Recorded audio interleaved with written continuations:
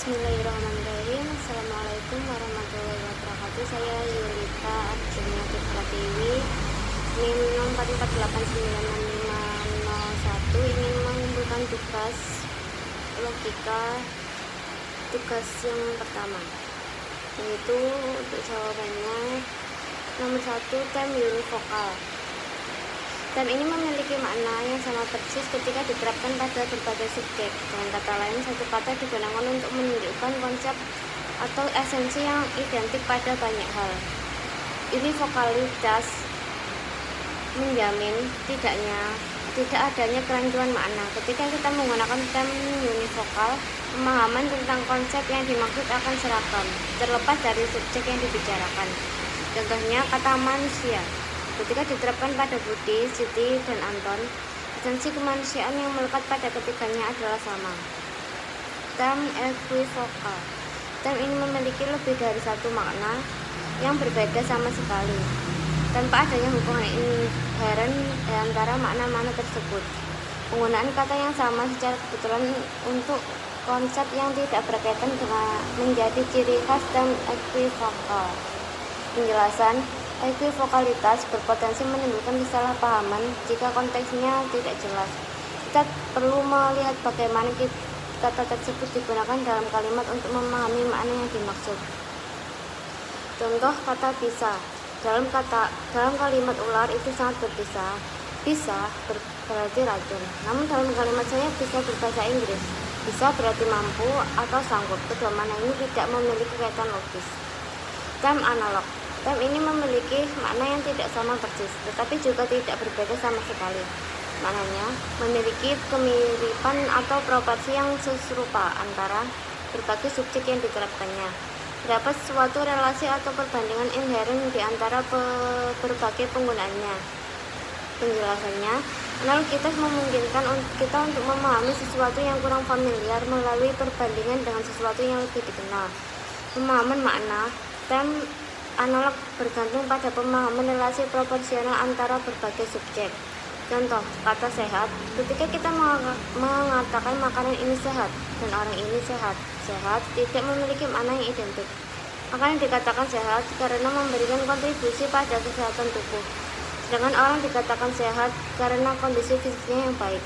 Namun ada proporsi atau hubungan serupa, yaitu mengarah pada kondisi yang baik atau berfungsi dengan baik. Contoh lain adalah pintar, yang bisa diterapkan pada manusia, dalam kurung kecerdasan intelektual, dan komputer, dalam kurung memproses informasi dengan cepat dan akurat. Yang kedua, apa itu sesat pikir atau logical fallacy? Sesat pikir atau logical fallacy adalah kesalahan dalam penalaran yang membuat suatu argumen menjadi tidak valid atau lemah. Kesalahan ini bisa terjadi secara tidak sengaja karena kekeliruan dalam proses berpikir, atau bahkan sengaja digunakan untuk memengaruhi atau memanipulasi orang lain. Sesat pikir seringkali tampak meyakinkan pada pandangan pertama, tetapi setelah dianalisis lebih lanjut, kelemahan dan logikanya akan terungkap. Beberapa bentuk sesat pikir atau logical fallacies dan contohnya. Yang pertama, argumentum ad hominem atau serangan pribadi, menyerang karakter atau ciri pribadi seseorang yang membuat argumen daripada mengkritisi argumen itu sendiri. Contohnya, kamu tidak pernah mengkritisi kebijakan pemerintah karena kamu sendiri tidak butuh mengurus keuangan pribadi.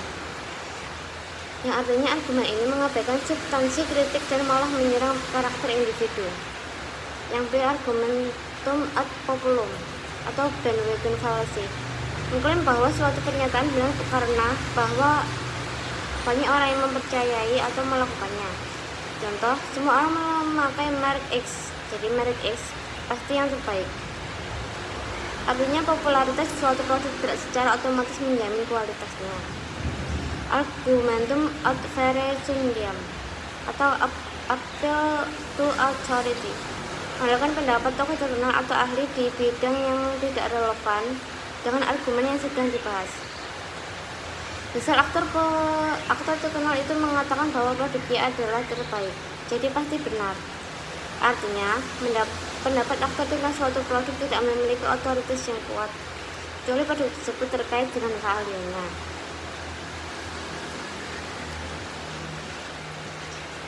Bagaimana cara menghindari logika falsi? Yang pertama, kenali berbagai jenis sesat pikir. Namun berbagai bentuk logika falsi adalah langkah pertama untuk menghindarinya, baik dalam argumen sendiri maupun dalam menganalisis argumen orang lain. Yang kedua, periksa premis dan kesimpulan. Pastikan bahwa premis yang digunakan relevan dan mendukung kesimpulan secara logis. Tanyakan pada diri sendiri, apakah ada celah atau asumsi yang tidak berdasar dalam argumen ini. Yang ketiga, fokus pada argumen, bukan orang. Hindari menyerang pribadi atau emosi lawan bicara. Fokuslah pada substansi argumen yang sedang dibahas. Jadi bukti yang kuat dan relevan. Jangan hanya mengandalkan popularitas, otoritas yang tidak relevan, atau anekdot pribadi. Cari data, fakta, dan penelitian yang mendukung klaim Anda. Selanjutnya, pertimbangkan alternatif dan perspektif lain. Jangan terpaku pada satu sudut pandang. Cobalah untuk melihat masalah dari berbagai sisi dan pertimbangkan kemungkinan adanya pilihan lain. Dengan melatih kemampuan berpikir kritis dan kehati-hatian dalam berargumen, kita dapat meminimalkan risiko terjebak atau menggunakan logika falsi, sehingga menghasilkan diskusi dan pengambilan keputusan yang lebih rasional dan efektif. Terima kasih, sekian dari saya. Jika ada kata atau kalimat yang kurang berkenan, mohon maaf sebesar-besarnya. Assalamualaikum warahmatullahi wabarakatuh.